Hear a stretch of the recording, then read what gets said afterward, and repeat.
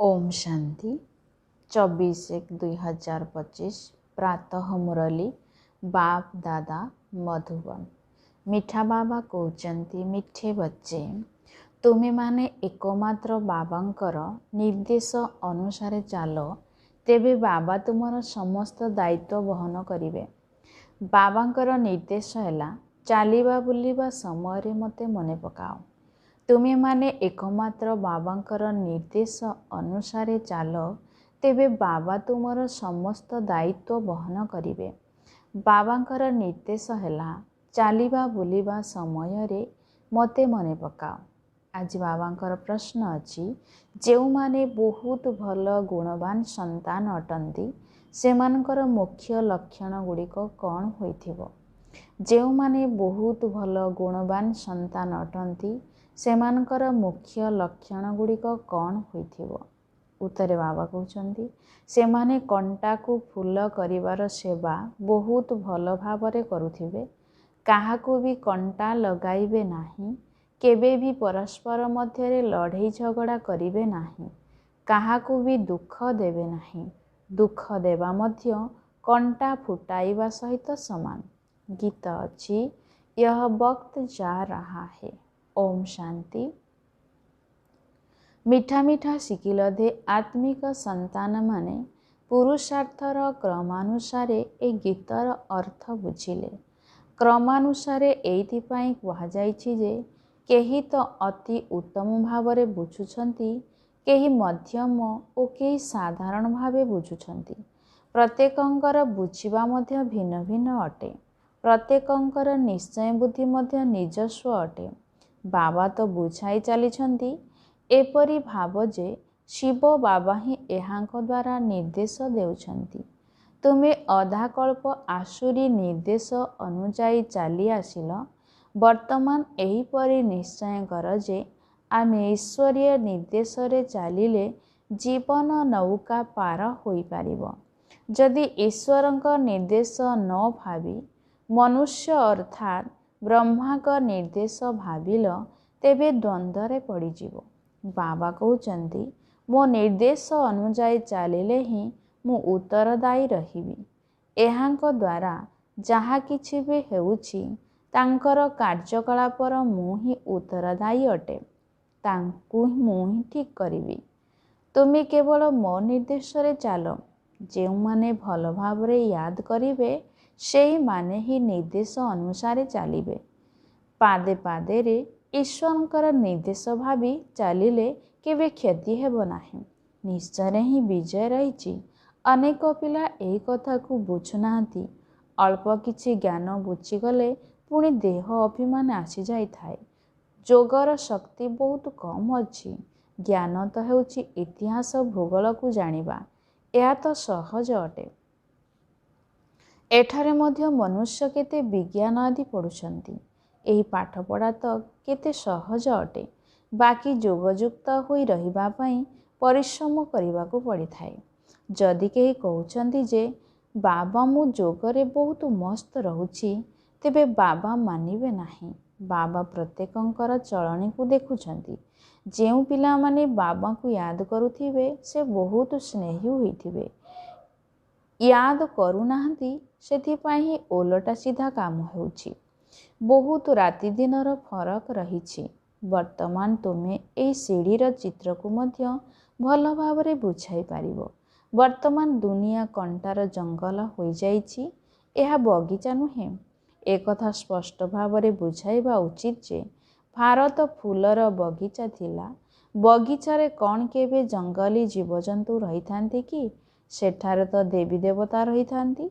बाबा तो highest authority अर्थात सर्वोच्च अधिकारी अटंती। आउ पुणी ए प्रजापिता ब्रह्मा मध्य हाईएस्ट अथॉरिटी अटंती। ए दादा अर्थात शिव बाबा सबुठारो बड़ अथॉरिटी अटंती।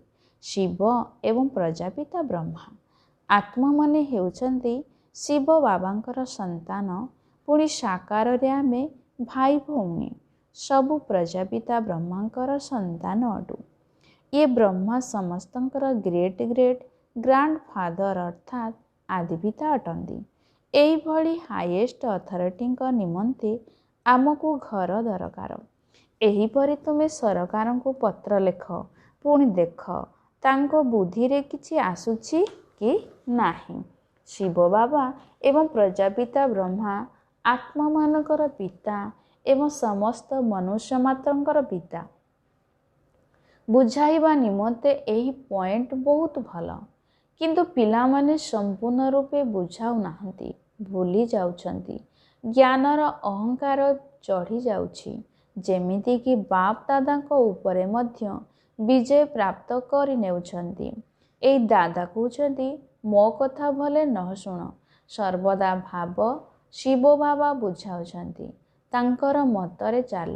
ଈଶ୍ୱର ସିଧାସଳଖ ମତ ଦେଉଛନ୍ତି କି ଏହା ଏହା କର, ମୁଁ ଉତ୍ତରଦାୟୀ ଅଟେ। ଈଶ୍ୱରୀୟ ମତରେ ଚାଲ।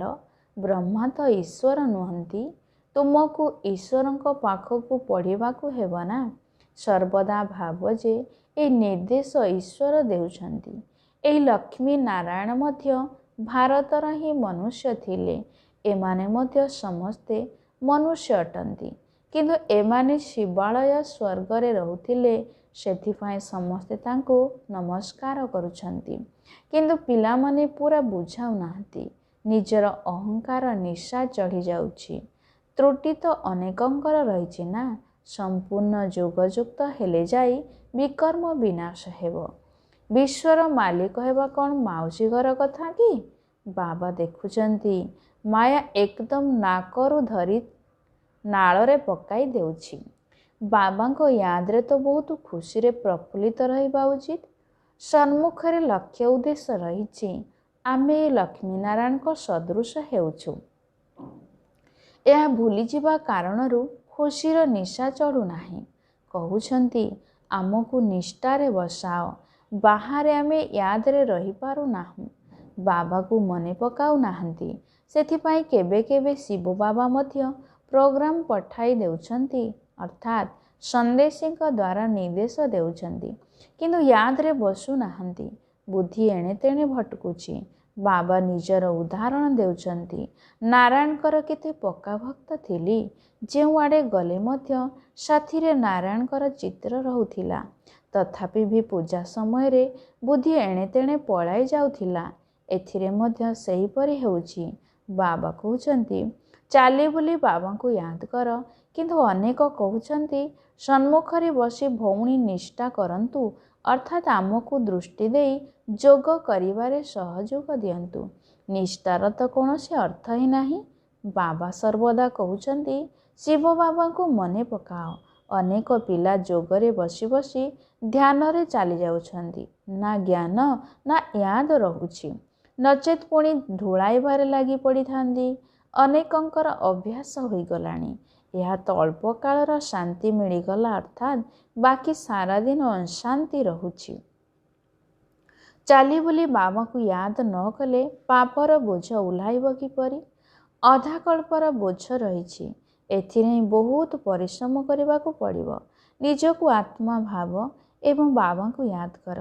ଯଦିଓ ବାବାଙ୍କ ପାଖକୁ ଅନେକ ସନ୍ତାନ ଲେଖିକରି ପଠାଉଛନ୍ତି, ଏତେ ସମୟ ୟାଦରେ ରହିଲୁ, କିନ୍ତୁ ବାସ୍ତବରେ ସେତିକି ସମୟ ୟାଦ ରହୁନାହିଁ। ଚାର୍ଟକୁ ଭଲ ଭାବେ ବୁଝୁ ହିଁ ନାହାନ୍ତି। ବାବା ବେହଦର ପିତା ଅଟନ୍ତି, ପତିତ ପାବନ ଅଟନ୍ତି, ସେଥିପାଇଁ ଖୁସିରେ ରହିବା ଉଚିତ। ଏପରି ଭାବ ନାହିଁ ଯେ ଆମେ ତ ଶିବ ବାବାଙ୍କର ଅଟୁନା। ଏଇଭଳି ବି ଅନେକ ଅଛନ୍ତି, ଯେଉଁମାନେ ଭାବୁଛନ୍ତି ଆମେ ତ ବାବାଙ୍କର ଅଟୁ, କିନ୍ତୁ ୟାଦ ବିଲକୁଲ କରୁନାହାନ୍ତି। ଯଦି ୟାଦ କରୁଛନ୍ତି ତ ପୁଣି ପ୍ରଥମ ନମ୍ବରରେ ଆସିବା ଦରକାର। କାହାକୁ ବୁଝାଇବା ପାଇଁ ମଧ୍ୟ ବହୁତ ଭଲ ବୁଦ୍ଧି ଦରକାର। ଆମେ ତ ଭାରତର ମହିମା କରୁଛୁ। ନୂଆ ଦୁନିଆରେ ଆଦି ସନାତନ ଦେବୀ ଦେବତାମାନଙ୍କର ରାଜ୍ୟ ଥିଲା। ଏବେ ହେଉଛି ପୁରୁଣା ଦୁନିଆ ଆଇରନ୍ ଏଜ୍ ହୋଇଯାଇଛି। ତାହା ହେଉଛି ସୁଖଧାମ, ଏହା ହେଉଛି ଦୁଃଖଧାମ। ଭାରତରେ ସୁବର୍ଣ୍ଣ ଯୁଗ ଥିବା ସମୟରେ ଏହି ଦେବୀ ଦେବତାମାନଙ୍କର ରାଜ୍ୟ ଥିଲା। କହୁଛନ୍ତି, ଆମେ କିପରି ଜାଣିବୁ ଯେ ଏମାନଙ୍କର ରାଜ୍ୟ ଥିଲା? ଏହି ଜ୍ଞାନ ବହୁତ ଆଶ୍ଚର୍ଯ୍ୟଜନକ ଅଟେ। ଯାହାଙ୍କ ଭାଗ୍ୟରେ ଯାହା ଅଛି, ଯିଏ ଯେତିକି ପୁରୁଷାର୍ଥ କରୁଛନ୍ତି, ତାହା ତ ଦେଖିବାକୁ ମିଳୁଛି। ତୁମେ ଚାଲିଚଳନରୁ ଜାଣିଛ, କଳିଯୁଗୀମାନେ ମଧ୍ୟ ମନୁଷ୍ୟ ଅଟନ୍ତି ତ ସତ୍ୟଯୁଗୀମାନେ ମଧ୍ୟ ମନୁଷ୍ୟ ହିଁ ଅଟନ୍ତି। ପୁଣି ତାଙ୍କ ଆଗରେ ଯାଇ କାହିଁକି ମୁଣ୍ଡ ନୁଆଉଛନ୍ତି? ଏମାନଙ୍କୁ ସ୍ୱର୍ଗର ମାଲିକ କହୁଛନ୍ତି ନା। କେହି ମରିଗଲେ କୁହନ୍ତି ତ ଅମୁକ ସ୍ୱର୍ଗବାସୀ ହେଲା। ଏକଥା ମଧ୍ୟ ବୁଝିପାରୁନାହାନ୍ତି। ବର୍ତ୍ତମାନ ତ ସମସ୍ତେ ନର୍କବାସୀ ଅଟନ୍ତି। ନିଶ୍ଚିନ୍ତ ଏହିଠାରେ ହିଁ ପୁନର୍ଜନ୍ମ ନେବେ। ବାବା ପ୍ରତ୍ୟେକଙ୍କର ଚଳନୀରୁ ବୁଝି ଯାଉଛନ୍ତି। ବାବାଙ୍କୁ କେତେ ସାଧାରଣ ଭାବରେ କାହା ସହିତ କଥା ହେବାକୁ ପଡ଼ୁଛି, ସମ୍ଭାଳିବାକୁ ପଡ଼ୁଛି। ବାବା କେତେ ସ୍ପଷ୍ଟ କରି ବୁଝାଉଛନ୍ତି, ବୁଝୁଛନ୍ତି ବି। କଥା ତ ପୁରା ଠିକ୍ ଅଟେ। ତଥାପି ବି କାହିଁକି ବଡ଼ ବଡ଼ କଣ୍ଟା ସଦୃଶ ହୋଇଯାଉଛନ୍ତି? ପରସ୍ପରକୁ ଦୁଃଖ ଦେବା କାରଣରୁ କଣ୍ଟା ସଦୃଶ ହୋଇଯାଉଛନ୍ତି। ଅଭ୍ୟାସ ଛାଡ଼ୁ ହିଁ ନାହାନ୍ତି। ଏବେ ବାଗବାନ ଅର୍ଥାତ୍ ବଗିଚାର ମାଲିକ ବାବା ଫୁଲର ବଗିଚା ଲଗାଉଛନ୍ତି, କଣ୍ଟାରୁ ଫୁଲ କରି ଚାଲିଛନ୍ତି। ଏହା ହିଁ ତାଙ୍କର ଧନ୍ଦା ଅଟେ। ଯେ ନିଜେ ହିଁ କଣ୍ଟା ହୋଇଥିବେ ସେ ଫୁଲ କିପରି ତିଆରି କରିପାରିବେ? ପ୍ରଦର୍ଶନୀରେ ବୁଝାଇବା ପାଇଁ ମଧ୍ୟ ବହୁତ ଚାଲାକ ଚତୁର ପିଲାଙ୍କୁ ବୁଝାଇ ସୁଝାଇ ପଠାଇବାକୁ ପଡ଼ିଥାଏ। ଭଲ ଗୁଣବାନ ସନ୍ତାନ ସେଇମାନେ ଯେ କଣ୍ଟାକୁ ଫୁଲ କରିବାରେ ସେବା କରିଥାନ୍ତି, କାହାକୁ ବି କଣ୍ଟା ଲଗାନ୍ତି ନାହିଁ, ଅର୍ଥାତ୍ କାହାକୁ ଦୁଃଖ ଦେଇନଥାନ୍ତି, କେବେ ବି ପରସ୍ପର ମଧ୍ୟରେ ଲଢ଼େଇ ଝଗଡ଼ା କରିନଥାନ୍ତି। ତୁମେ ପିଲାମାନେ ବହୁତ ସଠିକ୍ ରୂପେ ବୁଝାଉଛ। ଏଥିରେ କାହାକୁ ଅପମାନିତ କରିବାର କୌଣସି କଥା ହିଁ ନାହିଁ। ଆଗକୁ ଶିବ ଜୟନ୍ତୀ ମଧ୍ୟ ଆସୁଛି। ତୁମେ ବହୁତ ସ୍ଥାନରେ ପ୍ରଦର୍ଶନୀ କରି ସନ୍ଦେଶ ଦେଇ ଚାଲ। ଛୋଟ ଛୋଟ ପ୍ରଦର୍ଶନୀ ଲଗାଇ ମଧ୍ୟ ବୁଝାଇ ପାରିବ। ଗୋଟିଏ ସେକେଣ୍ଡରେ ସ୍ୱର୍ଗବାସୀ ହୁଅ ଅଥବା ପତିତ ଭ୍ରଷ୍ଟାଚାରୀରୁ ପବିତ୍ର ଶ୍ରେଷ୍ଠାଚାରୀ ହୁଅ। ଗୋଟିଏ ସେକେଣ୍ଡରେ ଜୀବନ ମୁକ୍ତି ପ୍ରାପ୍ତ କର। ଜୀବନ ମୁକ୍ତିର ଅର୍ଥ ମଧ୍ୟ ବୁଝୁନାହାନ୍ତି। ତୁମେ ମଧ୍ୟ ବର୍ତ୍ତମାନ ବୁଝୁଛ। ବାବାଙ୍କ ଦ୍ୱାରା ସମସ୍ତଙ୍କୁ ମୁକ୍ତି, ଜୀବନ ମୁକ୍ତି ମିଳୁଛି। କିନ୍ତୁ ଡ୍ରାମାର ଜ୍ଞାନକୁ ମଧ୍ୟ ଜାଣିବାକୁ ପଡ଼ିବ। ସ୍ୱର୍ଗକୁ ସବୁ ଧର୍ମର ଆତ୍ମା ତ ଆସିବେ ନାହିଁ। ସେମାନେ ପୁଣି ନିଜ ନିଜର ବିଭାଗକୁ ଚାଲିଯିବେ। ପୁଣି ନିଜ ନିଜ ସମୟରେ ଆସି ଧର୍ମ ସ୍ଥାପନା କରିବେ। କଳ୍ପବୃକ୍ଷର ଚିତ୍ରରେ କେତେ କ୍ଲିଅର ଭାବରେ ବୁଝାଯାଇଛି। ଏକମାତ୍ର ସଦ୍ଗୁରୁଙ୍କ ବିନା ଅନ୍ୟ କେହି ସଦ୍ଗତିଦାତା ହୋଇପାରିବେ ନାହିଁ। ବାକି ଭକ୍ତି ଶିଖାଇବା ପାଇଁ ତ ଢେର ଗୁରୁ ଅଛନ୍ତି। ସଦ୍ଗତି ପାଇଁ କୌଣସି ମନୁଷ୍ୟ ଗୁରୁ ହୋଇପାରିବେ ନାହିଁ। କିନ୍ତୁ ବୁଝାଇବା ପାଇଁ ମଧ୍ୟ ବୁଦ୍ଧି ଦରକାର। ଏଥିରେ ବୁଦ୍ଧି ଦ୍ୱାରା କାମ କରିବାକୁ ପଡ଼ିଥାଏ। ଡ୍ରାମାର ଖେଳ କିପରି ଆଶ୍ଚର୍ଯ୍ୟଜନକ ଅଟେ। ତୁମମାନଙ୍କ ମଧ୍ୟରେ ବି ବହୁତ କମ୍ ଅଛନ୍ତି ଯେଉଁମାନେ ଏହି ନିଶାରେ ରହୁଛନ୍ତି।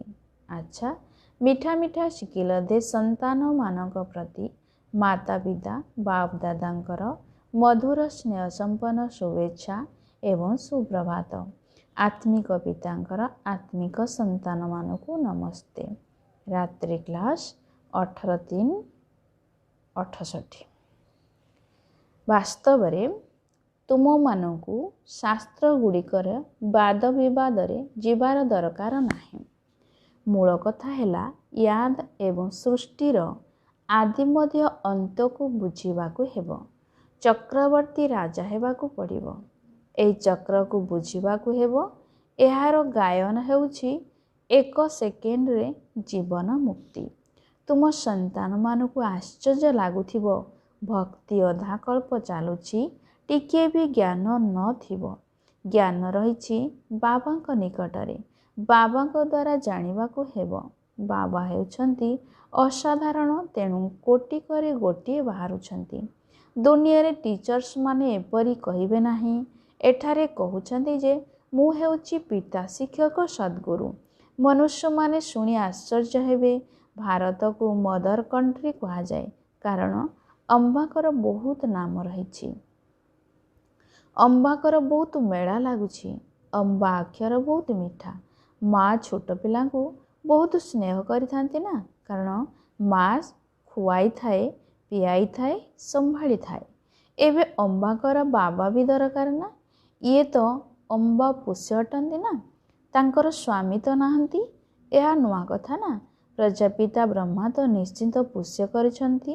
ଏସବୁ କଥା ବାବା ଆସି ବୁଝାଉଛନ୍ତି। ଅମ୍ବାଙ୍କର ବହୁତ ମେଳା ଲାଗିଥାଏ, ପୂଜା ହୋଇଥାଏ, କାରଣ ସେ ବହୁତ ସେବା କରିଛନ୍ତି। ମମା ଯେତେ ପଢ଼ାଇଛନ୍ତି ସେତିକି ଆଉ କେହି ପଢ଼ାଇ ପାରିବେ ନାହିଁ। ମମାଙ୍କର ବହୁତ ନାଁ ରହିଛି, ମେଳା ମଧ୍ୟ ବହୁତ ବଡ଼ ଲାଗିଥାଏ। ଏବେ ତୁମେ ସନ୍ତାନମାନେ ଜାଣୁଛ ଯେ ବାବା ହିଁ ଆସି ରଚନାର ଆଦି ମଧ୍ୟ ଅନ୍ତର ସାରା ଜ୍ଞାନ ବୁଝାଉଛନ୍ତି। ତୁମେମାନେ ବାବାଙ୍କ ଘରକୁ ମଧ୍ୟ ଜାଣିଛ। ବାବାଙ୍କ ପ୍ରତି ସ୍ନେହ ଅର୍ଥାତ୍ ଘର ପ୍ରତି ସ୍ନେହ, ଏହି ଜ୍ଞାନ ଏବେ ତୁମକୁ ମିଳୁଛି। ଏହି ପାଠପଢ଼ାରେ ବହୁତ ମାର୍କସ୍ ଜମା ହୋଇଥାଏ, ତେଣୁ କେତେ ଖୁସି ହେବା ଦରକାର। ତୁମେମାନେ ହେଉଛ ବହୁତ ସାଧାରଣ। ଦୁନିଆରେ କାହାକୁ ଜଣା ନାହିଁ ଯେ ବାବା ଆସି ଜ୍ଞାନ ଶୁଣାଉଛନ୍ତି। ବାବା ଆସି ନୂଆ ନୂଆ କଥା ପିଲାମାନଙ୍କୁ ବୁଝାଉଛନ୍ତି। ବେହଦର ପାଠପଢ଼ା ଦ୍ୱାରା ହିଁ ନୂଆ ଦୁନିଆ ହୋଇଥାଏ। ପୁରୁଣା ଦୁନିଆରୁ ବୈରାଗ୍ୟ ଆସିଥାଏ। ତୁମ ସନ୍ତାନମାନଙ୍କ ଭିତରେ ଜ୍ଞାନର ଖୁସି ରହିଥାଏ। ବାବାଙ୍କୁ ଏବଂ ଘରକୁ ମନେ ପକାଇବାକୁ ହେବ। ସମସ୍ତଙ୍କୁ ଘରକୁ ଯିବାକୁ ହେବ। ବାବା ତ ସମସ୍ତଙ୍କୁ କହୁଛନ୍ତି ନା, ମୁଁ ତୁମମାନଙ୍କୁ ମୁକ୍ତି, ଜୀବନ ମୁକ୍ତିର ସମ୍ପତ୍ତି ଦେବା ପାଇଁ ଆସିଛି। ପୁଣି ବି ତୁମେମାନେ ଭୁଲି ଯାଉଛ, ମୁଁ ତୁମର ବେହଦର ପିତା ଅଟେ। ରାଜଯୋଗ ଶିଖାଇବା ପାଇଁ ଆସିଛି। କ'ଣ ତୁମେମାନେ ଶ୍ରୀମତରେ ଚାଲିବ ନାହିଁ? ନହେଲେ ବହୁତ କ୍ଷତି ହେବ। ଏହା ହେଉଛି ବେହଦର କ୍ଷତି। ବାବାଙ୍କ ହାତ ଛାଡ଼ିବ ଅର୍ଥାତ୍ ରୋଜଗାରର କ୍ଷତି ହୋଇଯିବ। ଆଚ୍ଛା, ଗୁଡ୍ ନାଇଟ୍। ଓମ୍ ଶାନ୍ତି। ଧାରଣା ପାଇଁ ମୁଖ୍ୟ ସାରାଂଶ। ପ୍ରଥମ ନମ୍ବର, ଏକମାତ୍ର ବାବାଙ୍କୁ ମନେ ପକାଇ ବହୁତ ବହୁତ ସ୍ନେହୀ ହେବାକୁ ପଡ଼ିବ। ଚାଲିବା ବୁଲିବା ସମୟରେ, କର୍ମ କରିବା ସମୟରେ ଯୋଗଯୁକ୍ତ ସ୍ଥିତିରେ ରହିବାର ଅଭ୍ୟାସ କରିବାକୁ ହେବ। ବାବାଙ୍କର ସ୍ମୃତିରେ ରହିବା ସହିତ ଖୁସିରେ ପ୍ରଫୁଲ୍ଲିତ ହୋଇ ରହିବାକୁ ହେବ। ଦ୍ୱିତୀୟ ପଏଣ୍ଟ, ପ୍ରତ୍ୟେକ ପାଦରେ ଈଶ୍ୱରୀୟ ନିର୍ଦ୍ଦେଶ ଅନୁସାରେ ଚାଲି ସବୁ କାର୍ଯ୍ୟ କରିବାକୁ ହେବ। ନିଜର ମଗରୁରି ଅର୍ଥାତ୍ ଦେହ ଅଭିମାନର ନିଶା ଦେଖାଇବାର ନାହିଁ। କୌଣସି ବି ଓଲଟା ସିଧା କାମ କରିବାର ନାହିଁ। କେବେ ହେଲେ ସଂଶୟ ବୁଦ୍ଧି ହେବାର ନାହିଁ। ଆଜିର ବରଦାନ ଅଛି, ସାଧାରଣ କର୍ମ କରୁଥିଲେ ମଧ୍ୟ ଉଚ୍ଚ ସ୍ଥିତିରେ ସ୍ଥିତ ରହୁଥିବା ସର୍ବଦା ଡବଲ ଲାଇଟ୍ ଆତ୍ମା ହୁଅ। ସାଧାରଣ କର୍ମ କରୁଥିଲେ ମଧ୍ୟ ଉଚ୍ଚ ସ୍ଥିତିରେ ସ୍ଥିତ ରହୁଥିବା ସର୍ବଦା ଡବଲ ଲାଇଟ୍ ଆତ୍ମା ହୁଅ। ବିସ୍ତାରରେ ବାବା କହୁଛନ୍ତି, ଯେପରି ବାବା ସାଧାରଣ ମନୁଷ୍ୟ ଶରୀର ଧାରଣ କରୁଛନ୍ତି, ଯେପରି ତୁମେମାନେ କଥାବାର୍ତ୍ତା କରୁଛ ସେହିପରି ହିଁ କଥାବାର୍ତ୍ତା କରୁଛନ୍ତି, ସେହିପରି ହିଁ ଚାଲୁଛନ୍ତି। ତେଣୁ ତାଙ୍କର କର୍ମ ଯଦିଓ ସାଧାରଣ ଅଟେ, କିନ୍ତୁ ସ୍ଥିତି ସର୍ବଦା ଉଚ୍ଚରେ ରହୁଛି। ସେହିପରି ତୁମମାନଙ୍କର ସ୍ଥିତି ମଧ୍ୟ ସର୍ବଦା ଉଚ୍ଚରେ ରହିଥାଉ। ଡବଲ ଲାଇଟ୍ ହୋଇ ଉଚ୍ଚ ସ୍ଥିତିରେ ସ୍ଥିତ ରହି ଯେକୌଣସି ସାଧାରଣ କର୍ମ କର ଏବଂ ସର୍ବଦା ଏହି କଥା ସ୍ମୃତିରେ ରହିଥାଉ ଯେ ଅବତାର ହୋଇ ଶ୍ରେଷ୍ଠ କର୍ମ କରିବା ପାଇଁ ମୁଁ ଏହି ସୃଷ୍ଟି ଉପରେ ଅବତରିତ ହୋଇଛି। ତେବେ ସାଧାରଣ କର୍ମଗୁଡ଼ିକ ଅଲୌକିକ କର୍ମରେ ପରିବର୍ତ୍ତିତ ହୋଇଯିବ। ସ୍ଲୋଗାନ ବାବା କହୁଛନ୍ତି, ଆତ୍ମିକ ଦୃଷ୍ଟି ଏବଂ ବୃତ୍ତିର ଅଭ୍ୟାସ କରୁଥିବା ଆତ୍ମାମାନେ ପବିତ୍ରତାକୁ ସହଜରେ ଧାରଣ କରିପାରିବେ। ଆତ୍ମିକ ଦୃଷ୍ଟି ଏବଂ ବୃତ୍ତିର ଅଭ୍ୟାସ କରୁଥିବା ଆତ୍ମାମାନେ ପବିତ୍ରତାକୁ ସହଜରେ ଧାରଣ କରିପାରିବେ। ନିଜର ଶକ୍ତିଶାଳୀ ସଂକଳ୍ପ ଦ୍ୱାରା ସୂକ୍ଷ୍ମ ଶକ୍ତି ପ୍ରଦାନ କରିବାର ସେବା କର। 24 ପଏଣ୍ଟ, ଯେତେ ଯେତେ ନିଜକୁ ମାନସିକ ସେବା କରିବାରେ ବ୍ୟସ୍ତ ରଖିବ, ସେତିକି ସହଜରେ ମାୟାଜିତ ହୋଇଯିବ। କେବଳ ନିଜ ପ୍ରତି ଭାବୁକ ହୁଅ ନାହିଁ, କିନ୍ତୁ ଅନ୍ୟମାନଙ୍କୁ ମଧ୍ୟ ନିଜର ଶୁଭ ଭାବନା, ଶୁଭକାମନା ଦ୍ୱାରା ପରିବର୍ତ୍ତନ କରିବାର ସେବା କର। ଭାବନା ଏବଂ ଜ୍ଞାନ, ସ୍ନେହ ଏବଂ ଯୋଗ ଉଭୟର ସନ୍ତୁଳନ ରହିବା ଦରକାର। କଲ୍ୟାଣକାରୀ ତ ଅଟ, କିନ୍ତୁ ଏବେ ବେହଦ ବିଶ୍ୱର କଲ୍ୟାଣକାରୀ ହୁଅ। ଆଚ୍ଛା, ଓମ୍ ଶାନ୍ତି।